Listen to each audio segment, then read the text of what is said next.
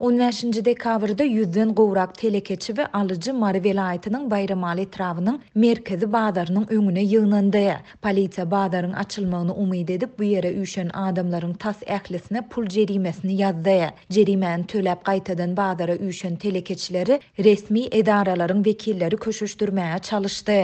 Ýöne bazar gaýtadan açylmady. Bu wakanyň jekmejekleri barada Azatlyk radiosynyň habarçysy Sewitden maglumat berýär. Ýatlasak Türkmenistan koronavirusun ýaýramagyna garşy girdilen karantin çäklendirmeleriniň çäginde bazarlar, ilata hyzmat ediş nokatlary we güýmenje merkezleri şu ýylyň tomuz paslynyň soňky aýynda ýapylypdy. Bu waka ýurtda virus bilen keselleýänleriň we ondan ölýänleriň köpelen mahalyna gabat gelipdi. Habarçymyzyň sözlerine görä 15 dekabrda Bayramalynyň merkezi bazaryna satyjylar we aljylar üýşüp başlady.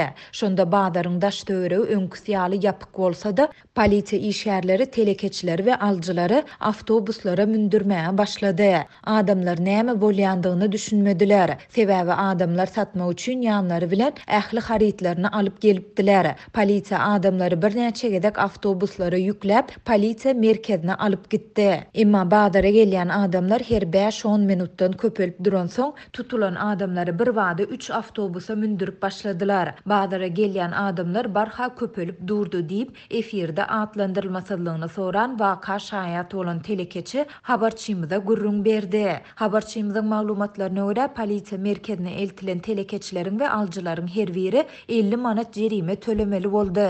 Polisiýa jerimeniň sebäplerini olaryň 2 metr aralygy saklaman köpçülik bolup üýşüp durandygy bilen düşündirdi. Jerime töledilen adamlar ýene ýygyna gelip bazaryň goýunda üýşmäne başlady.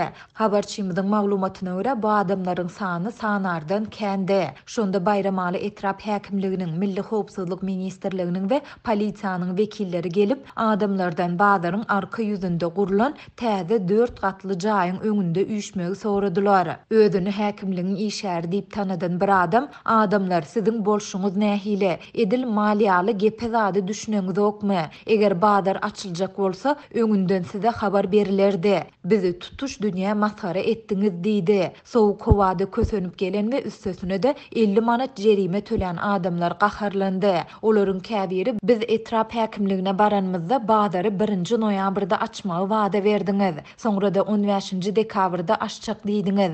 Dekabryň 15-i ýetip geldi. Şonuň üçin biz hem bazara geldik. Biz bu ýere hojalygymyzy eklemäne geldik. Ogurluk ýa dilekçilik etmäne gelmedik diýdi. Hani beren wadaňyz diýip başda duran adamlardan soňunda durana çenli gıýgyrmaga başlady. Häkimligiň işgäri bu ýerini taşlap gitmeli boldy diýip telekeçi aýtdy. Habarçymyz bazaryň gaýtadan açylmajakdygyny düşünen adamlaryň bir näçe wagt geçen soň öýlerine gidendigini hem belledi. Azatlyk bu waka barada Bayramaly etrap häkimliginden, polisiýa müdürlüginden we Milli Howpsuzlyk ministrliginiň velaýatdaky edarasyndan goşmaça maglumat ýa kommentari alyp bilmedi. Türkmenistanda dowam edýän ykdysady kynçylyklaryň arasynda ýeketäk gadan çeşmesinden kesilendigini aýdýan telekeçiler bazarlaryň gaýtadan açylmagyny sorap ençeme gedek häkimiýetlere ýüz tutdular. 21 oktýabrda Bayramaly etrafyndaky merkezi bazaryň 100den gowrak söwdegäri etrap häkimliginiň öňünde üýşüp resmilerden bazaryň gaýtadan açylmagyny talap etdi. Şonda häkimligiň resmileri bazaryň ilatyň saglygyny goramak üçin ýapylandygyny aýdyp satyjylara onu bir hepdeden açmagy wada berdiler. Ýöne bazarlar noýabrda da gaýtadan açylman soň käbir telekeçiler öz haritlaryny bazarlaryň goly goltumundaky köçelerde we hojalyk jaýlarynyň howlularynda satyp başladylar. Galy bersede Türkmenistanda ähli bazarlaryň söwda merkezleriň 2021-nji ýylyň 15 dekabryndan başlap doly işledilmeginiň ýoly goýuljakdygy barada maglumatlar peýda boldy.